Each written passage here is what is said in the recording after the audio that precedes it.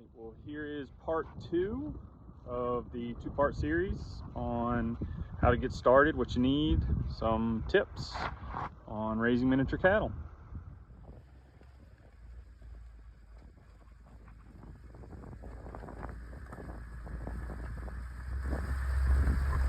All right, bottle feeding. We use a 1.5 bottles is what we call it, because the typical feed store bottle is 4 quarts. This one's 6. It comes from Rural King. I'm sure you can order them online. They're handy because as your calf gets older, obviously the feed increases, so it's good just to be able to carry 1 bottle with all the milk in it that you need. Or if you have too many calves that need 3/4 of a bottle, feed them both with 1. Just switch it out. We use a Kalmbach 20% protein, 20% fat milk replacer. It comes from a feed store.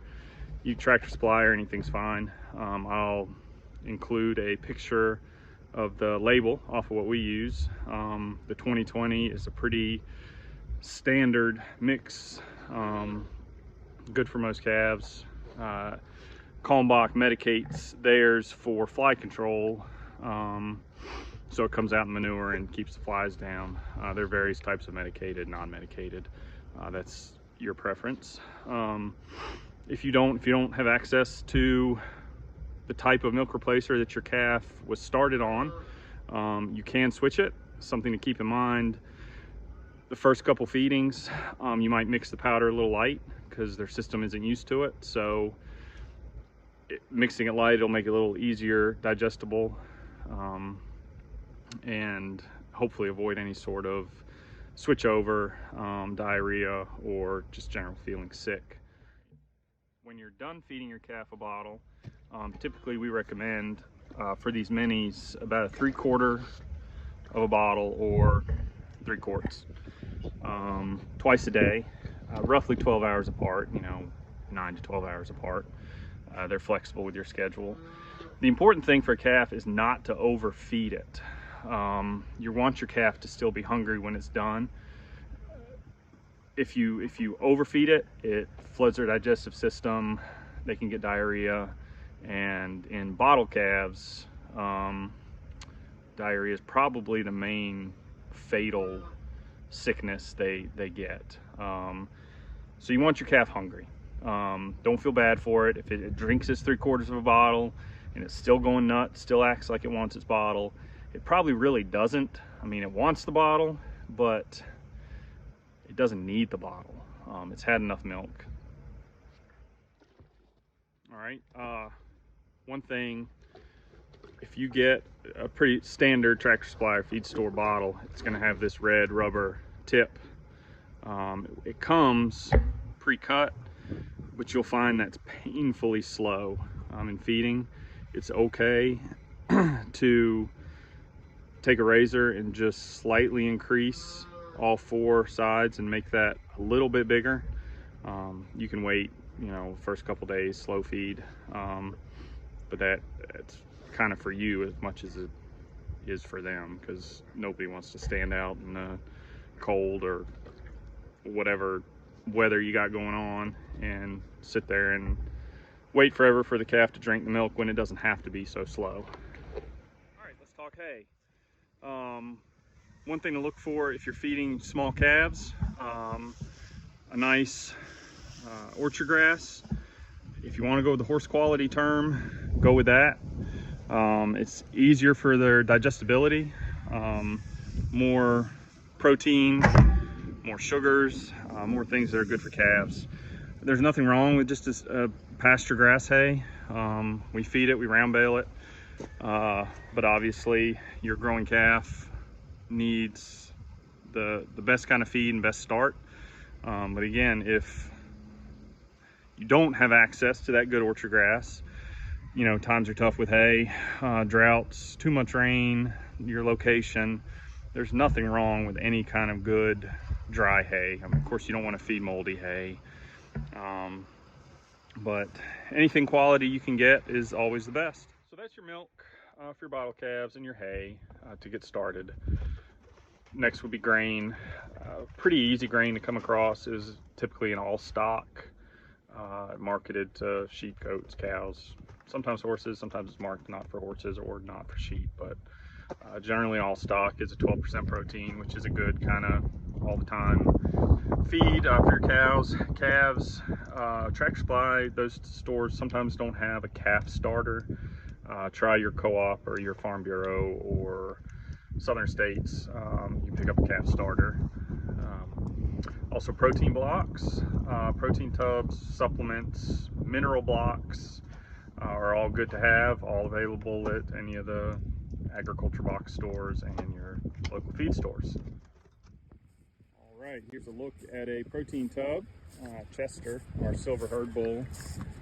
Just enjoying that. It is a 37% protein, 12% fat. They're made up of compressed molasses and grain with some minerals and supplements. You got some corn mixed in, but these things actually weigh 200 plus pounds. So they last a while. Don't the girl. So it's good to put these out in the pasture, especially in the winter. They make different blends. You can get a summertime blend for when cows are grazing a lot. So it's always helpful. Just another extra thing to do for the health and happiness of our herd. All right, next to fence, shelter is always the next biggest question we get when we sell cows. Obviously, a barn is ideal. Highland cows in general don't necessarily need to have a barn. Anything, whether it be a terrain feature, little grove of cedar trees, anywhere where they can go to mitigate the wind, the snow, just, you know, a dip in the field is okay. They'll survive. Cows are hardy, they're tough. But for your peace of mind, and if you're treating these cows like pets, some sort of shelter is always good, and that can be a pre-built horse style run-in. I'm going to show you a simple, easy to make little structure here in just a second. So use your imagination. Anything you can build, anything you can find, doesn't have to be fancy. Okay, here is a little quick shelter I put up. There used to be a fence around the front for calves. Obviously we've had really cold weather, so we have animals penned up under heat lamps everywhere. So there's a pig in there now, a piglet, but it's just pallets. 1, 2, 3, 4, 5 pallets. I put T-post. I laid the pallets out so I knew kind of where to put the T-posts. Laid them flat on the ground in the shape I wanted. Put a couple T-posts in the ground, as you see around there, to make it sturdy. Put all the pallets over top of those T-posts and then screwed the pallets into each other, which makes an almost immovable little structure. I slid some boards across the top that I just had laying around, and then got a heavy-duty tarp, Tractor Supply, and put that over the top here. Wrapped it down the back. There's chicken wire on there, but that wasn't for cows. That's because we ended up using that little structure. Like, so we put any little animals that need to get out of the cold or whatever, we put in there now. But that was a simple little barn, run-in, whatever you want to call it, that for your calves or your little miniature cows is perfect. It's cheap, it's simple. Throw it up in an hour or less. All right, vet care, another big thing. Contact your vet, your local large animal vet. Let them know that you're interested in having many cows, and you're wondering what they want to see as far as treatment. Do they want you to bring them to them? Do they want you to have a headlock so they can make farm calls? You know, see what their standard operating procedures are for cattle. They'll probably recommend some sort of containment.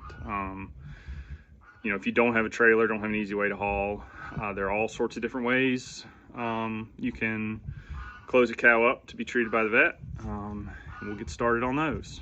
All right, this is a manual style head catch in our barn. We don't currently have cows at home. They're all down the road at our other farm, where I'd show you one in it. It's I mean, it's not cheap by any means. So if you have one cow, it's probably not necessary. They are good, they're sturdy. They do have to be hard mounted into posts, lag bolted in, but that's of course your ideal setup, and I would probably what the vet would want you to have. But again, I'll show you some things to get by. All right, here's your option if you don't have a headlock. Say you have two cows, one of them needs a little vet care, needs shots, needs an antibiotic, you got something going on. Pretty simple, 2 farm gates and a good sturdy post. So what you do here, and I used this setup not too awful long ago. I had a cow that was bloated. These 2 gates, one on the hinges. If you're doing this, if you're building it at your farm, just for your 2 cows or 3 cows or whatever, get a bigger post, get a big gate post, put your set of hinges in for the one gate on one side, put your other hinges on the other side for your second gate, mount both gates. It's up to you if you want to leave both of them where they'll swing, or if you want to put some T-posts in to hold one. But what you do is, you know, put feed, little square bale hay or something, get your cow into it, and then just squeeze them, shut them in. And what I did was I had a rope ready, tied there and here. So then once the gate was squeezed shut, I wrapped that rope and the cow couldn't come back out. Obviously couldn't go forward. And you can put a halter, especially if your cow's halter trained, put the halter on before they go in. But I put a halter on the little mini Hereford cow that was bloated and tied her head up so the vet could put a tube down her throat to get some of that gas off to debloat her. So that worked, having your post up here somewhere, and then you pull your halter, pull the head up, wrap it around that post, and you should have your cow caught. Not ideal, but it works, and I've had to do it a lot of different places. This can be thrown in. This is, you know, it's movable, it's modular. You don't have to mount the gates, of course, if you're out in the field and you just need something now because your cow's sick. Find a wooden post, take your gates out there and make something work. Thanks for watching. Hopefully some of that's helpful. Again, like, comment, share, subscribe, and if you want to own a mini cow, reach out to us, see what we have.